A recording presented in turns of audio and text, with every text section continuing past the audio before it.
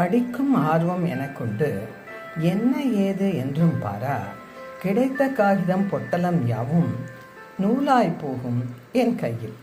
துணுக்கு கட்டுரை சிறுகதைன்னு எதையும் எப்பவும் விட்டது இல்லை. கண்ட எதையும் படிக்கும் போக்கு மெதுவா மறைந்தது.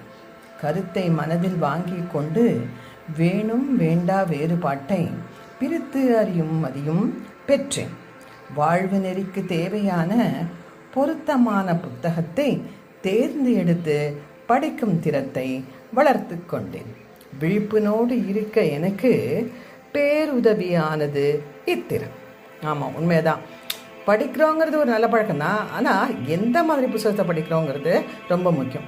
சில புத்தகத்தில் சொன்ன விஷயத்தையே திருப்பி திருப்பி அந்த பக்கத்தெல்லாம் ரொப்பறதுக்காக இருக்கும். அதெல்லாம் புரிஞ்சுட்டு நம்ம படித்தா நமக்கு நல்லது. அது அனுபவத்தில் கிடச்சிடும்.